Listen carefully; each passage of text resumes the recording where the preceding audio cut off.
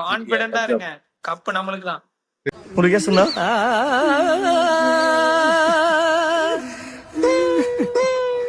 என்னமோ silver jubilee ஒரே அடியில் நொட்டிடும் நொட்டிட்டு போயிடுச்சு தம்பி. Welcome to our YouTube channel. விளக்கம்லாம் இல்ல, வெளியில போனா விளக்க மாட்டோம். அப்படி ஒரு மேட்ச பாத்துட்டு வந்து உட்கார்ந்துட்டு இருக்கோம். ஐயோ, சிஎஸ்கே பத்தி பேச வேண்டாம், அடுத்த மேட்ச் என்ன அதை பத்தி மட்டும் பேசுவோம், அவ்வளவுதான், முடிஞ்சது. இல்ல இல்ல இல்ல இந்த வாட்டி அதாவது உடனே escape ஆகுறானே. இப்பெல்லாம் இல்ல, இன்ட்ரோவே ஸ்கிப் பண்ணியாச்சு. அந்த மாதிரி ஒரு மேட்ச பார்த்து என்னால முடியல. அதாவது போன 2 மேட்ச்ல ஆர்சிபி சரி எம்ஐ சரி போன சீசன்ல எங்க விட்டாங்களோ அதை அப்படியே புடிச்சு கொண்டு வந்தாங்க. நம்மளும் அதே மாதிரி போன சீசன் எங்க விட்டோமோ அங்கிருந்து அப்படியே வந்து ஆடி இருக்கோம். இன்னும் பிளேயர்ஸ் தான் கொஞ்சம் வேற. லெகசியை காப்பாத்த வேணாமா? நீ என்ன வேணா சொல்லு. சின்ன பையன் 15 வயசு தான் ஆச்சு அவனுக்கு. லெஃப்ட் ஹேண்ட்ல மேட்ச் முடிச்சு கொடுத்துட்டு போயிட்டான். 15 பால்ல 50. 15 வயசுல உங்க அப்பா கிட்ட கம்பர் கட்டு வாங்கி தரலான்னு சொல்லிட்டு வந்து அழுதுட்டு நின்ன நீயே. ஏண்டா இங்க வேற அவன் அடி பொழக்கிறான். தலையில துண்டதான் போட்டு போன வெளியே போன இனிமேல் போட்டுக்கோங்க. 15 வயசுல அங்க ஏரியால கிரிக்கெட் விளையாடும் போது அவுட் ஆயிட்டானா பேட்டை பிடிக்கிட்டு போயிருவோம். அவன் பாரு உழவெல்லாம் பொழந்துட்டு இருக்கிறான். எதிர்பார்க்கவே இல்ல. நான் என்ன நினைச்சேன்னா பேட்டிங் நல்லா ஆடுவானுங்க, பவுலிங்ல தான் அடி வாங்குவாங்க, மேனேஜ் பண்ணிடலான்னு பார்த்தா பேட்டிங்ல தான் அடி வாங்கியிருக்கானுங்க.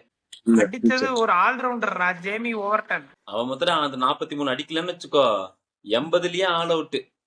15வது ஓவர்ல இருந்து 120 வருமா வராதா, இல்ல ஒரு விக்கெட் போயிருமா போகாதான்னு பார்த்துட்டு இருந்தா இவனுக்கு வந்து அசால்ட்டா அடிச்சுட்டு போயிட்டானுங்க. இல்ல ஆக்சுவலா இன்னைக்கு அந்த ஃபர்ஸ்ட் செகண்ட் இன்னிங்ஸ் ஆரம்பிக்கும் போது கொஞ்சம் ஒரு விஷயம் எல்லாம் நோட் பண்ணீங்கன்னா, நம்ம இவங்க தோத்துருவாங்கன்னு தெரியும். பட் என்னென்ன நல்லா இருக்கு அப்படின்னு பார்க்கும்போது பேட்டிங் இவங்க வந்து அன்எக்ஸ்பெக்டடா அவுட் ஆயிட்டாங்களா இல்ல எப்படின்னு தெரியல. அதுவும் கெய்க்வாட்லாம் அவுட் ஆனது வந்து தேவையில்லாத ஷாட், தேவையே இல்ல. அது நின்னு எல்லாருமே அவுட் ஆன எல்லாருமே தேவையில்லாத ஷாட் தான். கடைசி ரன் அவுட் வரைக்கும் தேவையில்லாம தான் நடந்துச்சு. துபே எல்லாம் வந்து இல்ல ஆக்சுவலா டூபே ஓவர்ல எதுக்கு தூக்கணும்? டூபே வந்து 6 அடிச்சான். டூபே அதான் ஃபர்ஸ்ட் பால் 6 அடிச்சான். அப்படியே அடுத்தது வந்து 3வது பால் 4வது பால் இல்ல. இதுல கான்வர்சேஷன் வேற இடையில ஜட்டுபாய் ஃபாஸ்டா இருக்கு. ஜட்டுபாய் ஃபாஸ்டா இருக்கு. ஜட்டுபாய் வேற வந்து ஒரே ஓவர்ல 2 விக்கெட் கழட்டிட்டு போறாரு. அதாவது என்னை வாடா தோக்குனீங்க டீம்ல இருந்து செஞ்சு விட்டு அப்படி ஜட்டு சொல்றதுக்கு இல்ல, பேசாதீங்க. அடுத்த மேட்ச் என்னன்னு பாருங்க. நிறைய பேர் சொல்லி கேள்விப்பட்டிருப்பேன்ல, டே லெஃப்ட் ஹேண்ட்ல டீல் பண்றாங்க, லெஃப்ட் ஹேண்ட்ல டீல் பண்றாங்கட்டு. 2 லெஃப்ட் ஹேண்டர் தான் ஓபனர்ஸ்.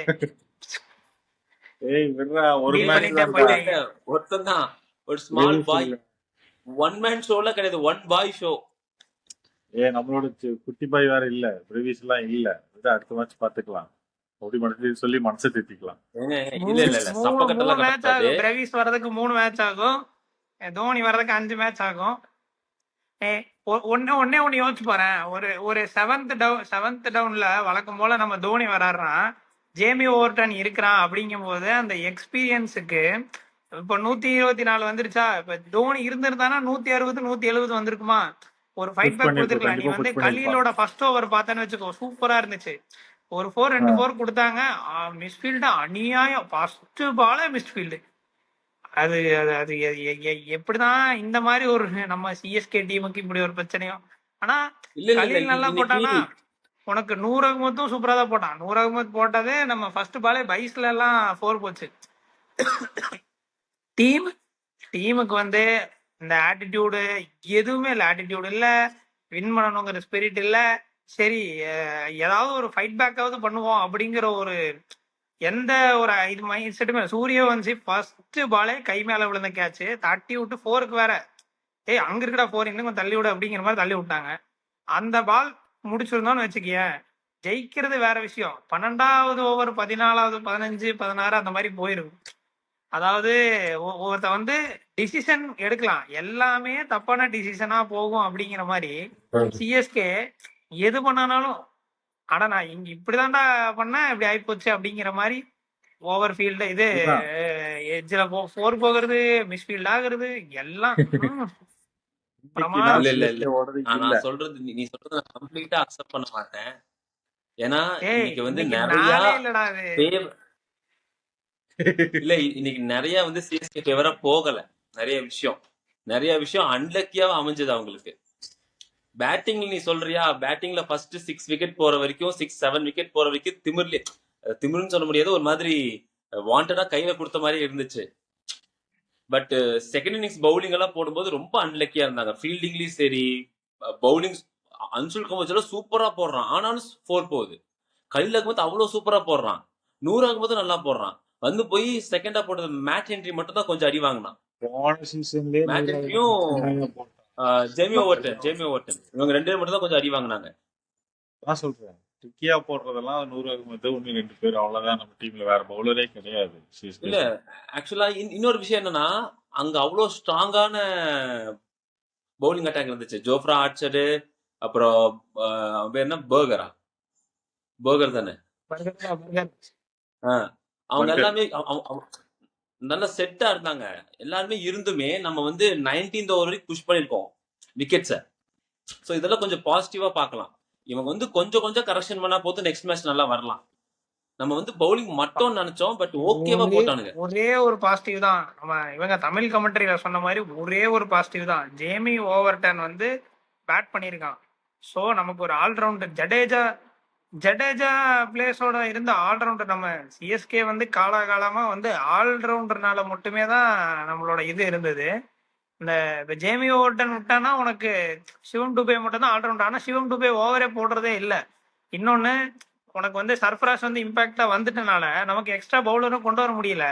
நீ யோசிச்சு பாரு, அப்படி இம்பாக்ட்லாம் இப்படி கொண்டு வந்துமே 150 வரல, 160 வரல. ஆனா பிச்சு வந்து சொல்லிட்டே தான் இருக்காங்க 160 180 பிச்சு தான், 160 180 பிச்சு தான் அப்படின்ட்டு. ஆனா அது வந்து வைபவ் சூரியவன்சிக்கு மட்டும் கிடையாது, அவருக்கு மட்டும் அந்த ரூல் கிடையாது.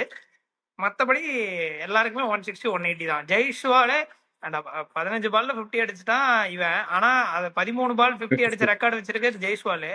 அவனே வந்து 37 பால் 37 ரன் அந்த மாதிரி தான் போய்கிட்டு இருந்தான். இவன் என்னடானா, யாரா நீங்க அப்படின்னு, நான் +2 படிக்கிற பையனை கூப்பிட்டு வந்து அடிக்கிறான்னு பார்த்தா திடீர்னு 9th படிக்கிற பையனை கூப்பிட்டு வந்து அடிக்கிறீங்க. நீங்க யாரா நீங்க? அவன் ஆடுறதெல்லாம் பாத்தியா? அவன் ஆடுறது அவ்வளவு அழகா இருக்கு பாக்குறதுக்கு. வர பாலுக்கெல்லாம் அந்த பால் வருது அப்படி தூக்கி விடலாம், எந்த சைடு வருதோ அந்த பக்கம் அடிக்கிறான். ரொம்ப காட்டாம அடிக்கிறது இல்ல, பாலை பார்த்து அடிக்கிறான். அவன் டாட்டே வைக்கிறது இல்ல. எனக்கு டாட் பாலே வந்து நான் சிங்கிள் எடுத்துக்கிறேன், எனக்கு டாட்டே வேண்டாம், வர்ற பால் நான் சிங்கிள் எடுத்துக்கிறேன். சூப்பரா ஆடுறான். அவன் ஆடுறது பார்க்கும்போது செம்மையா இருக்கு. அவன் ஆடுறத பார்த்தா ஒரு பக்கம் நல்லாவும் இருக்கு, இன்னொரு பக்கம் பயமாவும் இருக்கு. அந்த சிஎஸ்கே கிட்டதான் அடிக்கணுமா அப்படிங்கிற மாதிரி எல்லாத்துக்கிட்டே அடிக்கும். ஆரம்பிச்ச பார்க்காம எல்லாத்தையும் அடிக்கிறான். அதே மாதிரி 6 மேட்ச்ல ஒரு பேட்டிங் மேட்ச் பண்ணும்போது ஜெயிச்சிருக்கு. அவனுக்கு கூட ஆர்ஆர் தான் டாமினேட் பண்ணிருக்கு. ஆனா எனக்கு தெரிஞ்சு ஆயுஷ் மாத்திரைய வந்துட்டு ஓப்பனிங் இறக்கி விட்டுட்டு இவன் ருத்து வந்து 1 டவுனே வரலாம், தப்பு இல்ல.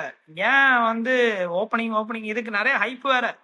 முன்னாடியே சொல்லிட்டாங்க யாரும் ஓப்பனிங்கே அப்படின்னு சொல்லிட்டு. ஏன்டா இருக்கிற 2 சீனியர் பேட்ஸ்மேனா வச்சுட்டு ஃபர்ஸ்ட் 3 ஓவர்லயே கொடுத்துட்டீங்கன்னா அப்புறம் யாரா வந்து நிக்கிறது? பிரவீஸ் வந்து ஓகே, பிரவீஸ் எக்ஸ்பீரியன்ஸான பிளேயர்னாலும் பிரவீஸ் வந்து நம்ம சிஎஸ்கேக்கு வந்ததே ரீப்ளேஸ்மெண்ட் பிளேயரா வந்தவர், சிஎஸ்கேக்கு இப்பதான் வந்திருக்கிறாருன்னு சொல்லலாம். ஆனா நான் என்ன நினைச்சேன்னா, சரி ஓகே, சிவம் டுபே வந்து ஒரு 6th ஓவர் 7th ஓவர் இந்த இவருக்கு முன்னாடியே ஜேமி ஓவர்டனுக்கு முன்னாடியா இல்ல அந்த 4th விக்கெட்டுக்கு அனுப்பிச்சிருக்கலாம்னு எனக்கு தோணுச்சு. ஸ்பின்னர் வந்துட்டாங்க. 2வது ஓவர் ஸ்பின்னர் ஜடேஜா வந்து 7th ஓவர் போடல, 8th ஓவர் தான் போட்டாரு. 7th ஓவர் ஸ்பின்னர் போடும் போதே அப்பவே வந்து சிவம் டுபே அனுப்பிச்சிருக்கலாம். ஏன்னா சிவம் டுபே இந்தியாவில் பார்த்தேன்னா அதே டைம்ல போய் வந்து விளையாண்டு கடைசி வரைக்கும் 16-17 ஓவர் நின்று அதுக்கப்புறம் அடிக்க ஆரம்பிச்சாங்க. இப்போ போனோடனே சரி ஜட்டு 6 அடிச்சதுமே மறுபடியும் 6 அடிச்சிடலாம்னு சொல்லி அவுட் ஆயிட்டு விட்டாரா. இப்போ ஒருவேளை சிவம் டுபே ஒரு 11 ஓவர் 12 ஓவர் வரைக்கும் நின்று இருந்தாருன்னா எய்தர் ஏதாவது ஒரு ஸ்பின்னராவது கண்டிப்பா போட்டிருக்கணும். அடிச்ச ரவி பிஷ்னாயும் பார்த்தோன்னா லெக் ஸ்பின்னர் தான், ஃபிளிப்பர் தான் போடுறாரு. லெக் ஸ்பின்னை விட ஃபிளிப்பர் போடுறாருங்கும் போது ஆர்க்ல விழுந்ததுன்னா அடி தான் சிவம் டுபேக்கு. ஜடேஜாவும் லெஃப்ட் ஆர்ம் ஸ்பின்னர் தான். உனக்கு எப்படி பார்த்தாலும் நிறைய வாய்ப்பு இருந்தது. சிவம் டுபே வந்து நின்றுருக்கலாம், ஏன்னா இந்த எக்ஸ்பீரியன்ஸுக்கு பார்க்கும்போது சிவம் டுபே நின்றுருக்கலாம். எனக்கு என்ன சொல்றது, நடந்திருக்கலாம், எதுவுமே நடக்கல. ஏப்ரல் 3ஆம் தேதி வரைக்கும் போன வருஷம் ஃபுல்லாவே இப்படிதான் இருந்துச்சு. அடுத்த match super match, Gujarat Titan versus Punjab Kings. Punjab team நான் சூப்பர் வந்து டீம் தெரியுமா? பஞ்சாப் கிங்ஸ் தான் ஜெயிக்கும்னு சொல்றேன். எனக்கு என்னமோ பஞ்சாப் ஏன்னா தான் போன ஸ்ட்ராங்கா தடவை இருக்க மாதிரி இதா எனக்கு வந்தாங்க, ரன்ரப்பா வந்தாங்க, ஃபைனலிஸ்ட். பஞ்சாப் தான் ஸ்ட்ராங்கா இருக்கு ஜிடிஏ இல்ல விட. இல்ல நான் ஸ்ட்ராங்க வச்சு சொல்லல. நான் போன தடவை ஃபைனல்ஸ்க்கு வந்தாங்க. ஆக்சுவலா ஜிடியும் சூப்பர் டீம் தான், அதுவும் ஒன்றும் குறைச்சலாம் நம்ம ஜிடி இது பண்ண நல்ல முடியாது. டீம் அவங்க தான் வந்து இல்லைன்னு சைலண்டா சொல்லல. ஆடுறாங்க. இவனுங்க கொஞ்சம் ஃபயரா ம். இருக்காங்க பஞ்சாப் லாஸ்ட் இயர் கம்பேர் பண்ணும்போது. எனக்கு இந்த ஸ்ட்ரீக் ஒன்று ஃபாலோ ஆயிட்டு இருக்கு. நான் முதல்ல இருந்து சொன்னேன் தெரியுமா? இப்போ ஃபர்ஸ்ட் மேட்ச் வந்து பெங்களூர்ல நடந்தது. பெங்களூர் டாஸ் ஒன்னு சேஸ் மேட்ச் ஒன்னு. ரெண்டாவது மேட்ச் மும்பைல நடந்தது. மும்பை டாஸ் ஒன்னு சேஸ் மும்பை ஒன்னு. அதே மாதிரி தேர்ட் மேட்சும் வந்துட்டு ராஜஸ்தான் ஹோம் கிரவுண்டு டாஸ் ஒன்னு சேஸ் ராஜஸ்தான் ஜெயிச்சது. ஃபோர்த் மேட்சும் அதே தான் சொல்றேன். பஞ்சாப் டாஸ் வின் பண்ணுச்சுன்னா பஞ்சாப் வின்னு. ஒருவேளை குஜராத் டாஸ் வின் பண்ணி சேசிங் எடுத்தாங்கன்னா மேபி இந்த ஸ்ட்ரீக் வந்து டாஸ் உடைக்கலாம். மட்டும் விளையாடிட்டு ஆனா இருக்காங்க. என்னோட டீமாவும் சரி, டீம் காம்பினேஷனாவும் சரி, அப்புறம் என்ன சொல்றது, நாளைக்கு வின் ப்ரெடிக்டர் அப்படின்னு கேட்டான்னா 75% பஞ்சாப் ஒன்லி. அந்த டாஸ்ங்கிற ஒரே காரணத்து மூலியமா மேபி டாஸ் வந்து குஜராத் சைடு போச்சுன்னா ஒரு 25% குஜராத். இப்போ இல்ல நம்ம இன்னைக்கு மேட்ச்ல பார்த்தோம்னா சிஎஸ்கே மேட்ச்லயும் ஒருவேளை டாஸ் சிஎஸ்கே ஜெயிச்சு அவங்க சேஸ் பண்ணி தான் வின் பண்ணிருக்காங்க, நிறைய சான்ஸ் இருக்கு. விளையாடுறதுக்கு வந்து ஈஸியா இருக்கும். அது யாரா இருந்தாலும் சரி. இந்த அஹ், எந்த டீமா இருந்தாலுமே சேசிங்ல வந்து இப்ப அதுக்கேத்த மாதிரி ஸ்ட்ராங்கா தான் இருக்கு. ஏன்னா இம்பாக்ட் பிளேயர் ரூல் வேற இருக்கு. சேசிங் வந்து ஆப்வியஸ்லி ஆன் தான். உனக்கு வந்து ரெண்டு டீம் கிட்ட மட்டும்தான் சேசிங் வந்து கொஞ்சம் கஷ்டமா இருக்கும். ஏன்னா மும்பை கிட்டயும் சரி, எஸ்ஆர்ஹெச் கிட்டயும் சரி ஃபர்ஸ்ட் கஷ்டமா இருக்கு. எஸ்ஆர்ஹெச் கிட்ட இப்போ பவுலர்ஸ் இல்ல. அது எல்லாமே அந்த டீமே பிரிஞ்சு போச்சு. மேபி அந்த இப்போ அந்த அந்த ஒரு எஃபெக்ட் இருக்கு தெரியுமா? இப்போ சுனில் நாராயண் சிவி வரும்னு வச்சு கேகே அருண் பண்ணிட்டு இருந்தானுங்க. அதுவும் வேலை கேட்காம போயிருச்சா? அடி பொழக்க ஆரம்பிச்சிட்டாங்க. சுனில் நாராயண்ல அடி பிரிக்கிறாங்க. ஒண்ணும் பண்ண முடியல. இப்போ நாளைக்கு ரஷீத் கான் வருவாரு. அவர் என்ன பண்றாருன்னு பார்ப்போம். எனக்கு தெரிஞ்சு ஸ்பின்னர்லாம் எதுக்கு ஒண்ணுமே பண்ண முடியல. அடி பொழக்குறாங்க எல்லாருமே. எல்லா மிஸ்டி ஸ்பின்னரும் ஸ்பின்னர் இருக்காங்க. ஒன்னும் ஆர்ஆரும் விட்டுட்ட, ஆர்ஆரும் வந்து நல்ல பவுலிங் அட்டாக் வச்சிருக்காங்க, சும்மாலாம் இல்ல. அது நீ காமிச்சாங்க எப்படி இருக்கு.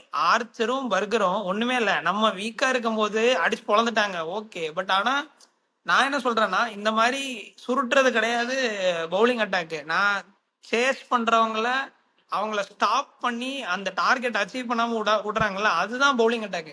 அதை வச்சுதான் நீ பவுலிங் அட்டாக் பத்தி பேசணும். இப்ப நீ வந்து பும்ரா இருக்காரு, 100 ஒரு 200 ரன் டார்கெட் இருக்குன்னு வச்சுக்க. 20 ஓவர் 200 நீ கால்குலேட் எல்லாம் பண்ண முடியாது.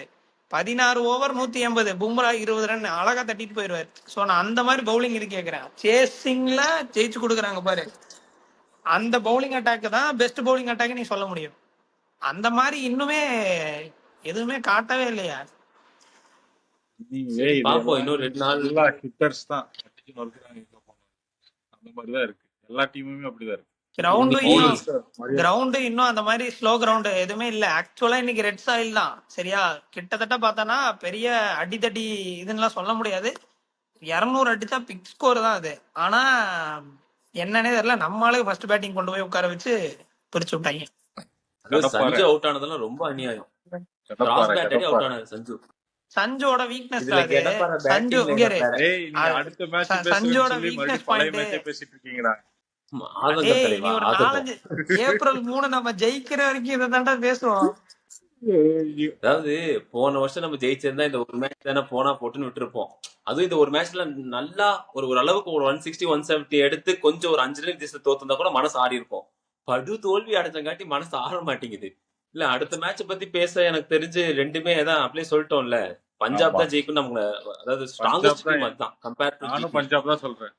பஞ்சாப் தான். ஆமா, நானு முதல்ல ஒரு வீடியோல நேத்து வீடியோல நினைக்கிறேன் சொல்லியிருப்பேன். ஏண்டா டே, நான் சொன்னா வாய் வச்சா நடக்குதுன்னா பஞ்சாப்க்கு இது கப்பு ஜெயிச்சிருமா அப்படிங்கிற மாதிரி. எனக்கு என்னமோ டீம் அப்படிதான் இருக்குது.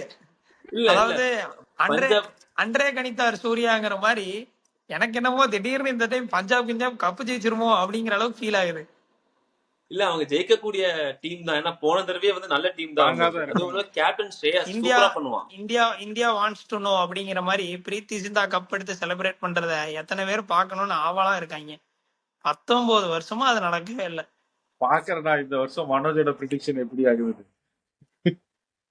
இல்ல இல்ல இல்ல ஆக்சுவலா இல்ல இல்ல இல்ல அப்படியாக வந்து வாய்ப்புகள் கொஞ்சம் இல்ல குறைவு தான். ஆனா நல்ல இல்ல டீம் தான் இல்லன்னு பஞ்சாப் சொல்லல. அடிச்சுன்னு வச்சுக்கோ. பஞ்சாப் அடிக்குங்கிறது எனக்கு போன டைம் நம்பிக்கையே இல்ல. ஃபைனலிஸ்டா பஞ்சாப். ஆமா பஞ்சாப் அடிச்சிட்டாங்க ஆமா. என்ன பண்ணுவ? போன ட்ரிப் ஃபைனலிஸ்ட்னா போன ட்ரிப் மத்த டீம் எல்லாம் வரல, நல்லா ஏப்பா ஆடல, நல்லா பண்ணல. அதனால ஆர்சிபியே கப் அடிக்கும் போது பஞ்சாப் அடிக்காதா? தம்பி ஓ ஆர்சிபியோட ஆர்சிபி வந்து காலகாலமா நல்ல டீம் அப்பா. சரியா? அது வந்து சவுத் ஆப்பிரிக்கா மாதிரி சோக்காயி இதாகி போச்சு. பஞ்சாப் நல்ல டீம்னு பேர் கொடுக்கற அளவுக்கு ஒரு 2012க்கு மேல ஒரு 3 வருஷம் அப்ப வந்து ஒரு சிமிலர் நல்ல டீம்.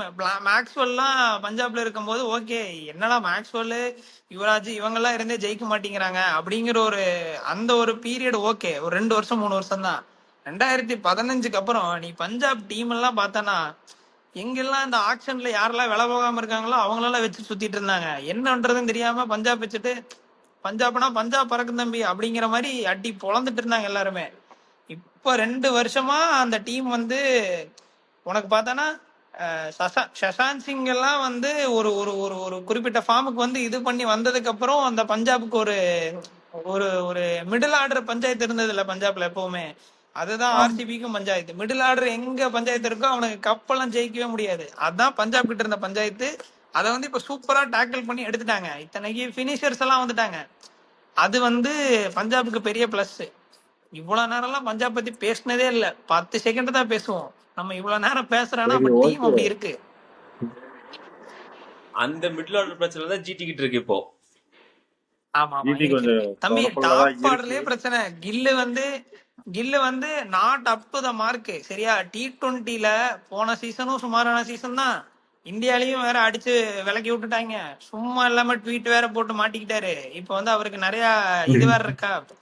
ஹர்திக் பாண்டியா மும்பை இந்தியன்ஸுக்கு போய் கேப்டன் ஆனப்போ எவ்வளவு வந்து அவரை அடிச்சாங்க, போட்டு பூலாம் பண்ணாங்க ஸ்டேடியத்திலேயே. இப்ப வந்து கிட்டத்தட்ட சுபம் கில் அந்த ஸ்டேட்மெண்ட்ல இருக்கிறாரு. இப்போ ஹர்திக் பாண்டியா மாதிரி நம்மால் பவுன்ஸ் பேக் பண்ணுவாரா இல்ல அது டீம் அஃபெக்ட் பண்ணுவா அப்படிங்கிறது தெரிஞ்சிடும். அதான் நாளைக்கு மேட்சை பத்தி பேச பெருசா எதுவும் இல்லை. ஏன்னா ஒன் சைடட் கேம் மாதிரி தான் இருக்கு. பார்க்கலாம். ஏன்னா அந்த டீம்ல பெருசா அவ்வளவு ஸ்ட்ராங்கான டீம் இல்ல ஜிடி. பார்ப்போம். நாளைக்கு நைட்டு பார்ப்போம் மேட்ச். இன்னொரு இன்னைக்கு அதாவது இதுக்கு முன்னாடி இப்ப நம்ம சிஎஸ்கே மேட்ச்ல ஒரு பாயிண்ட் வந்து சொல்லியே ஆகணும். என்னன்னா இது வந்து என்ன சொல்றது, இப்ப இருக்கிற நம்ம 90s கிட்ஸுக்கு வந்து ஒரு பெரிய வருத்தமா ஒன்னு இருக்கு தெரியுமா? லாஸ்ட் சீசன் தோனியோடது. நம்மால 2 வாரம் இல்ல, ஒரு மேட்ச் தான் இல்ல. இதுக்கு முன்னாடி கேவலமா தோத்தாலும் கூட நமக்கு இவ்வளவுலாம் பாதிச்சதே இல்ல. அட மொக்க மக்கா, அந்த ஒரு மனுஷன் இல்லங்கும் போது எப்படி இருக்கு தெரியுமா? ஐயோ, அந்த ஃபீல்டிங் தெரியுதா? மிஸ்ஃபீல்டிங் ஆகட்டும், ஒவ்வொரு ஸ்ட்ராட்டஜி ஆகட்டும். டூபே முன்னாடி வரல, இல்ல இது இப்படி பண்ணிருக்கலாம் இப்படி பண்ணிக்கலாம், என்ன ஒண்ணுமே இல்ல. பண்றது? கால் அடிபட்டனாலும் கூப்பிட்டு வந்து டக் அவுட்லயாவது உட்கார வைங்கடா, ஸ்ட்ராட்டஜிக் டைம் அவுட்ல ஏதாவது ஹெல்ப் பண்ணுவாரு அவரு அப்படிங்கிற மாதிரிதான் இருக்கு. இல்ல ஒரு ஆக்சுவலா ஒரு இந்த மெசேஜ் கரெக்டா ஒரு சொல்லியிருந்தாரா பாயிண்ட் சொல்லலாம்.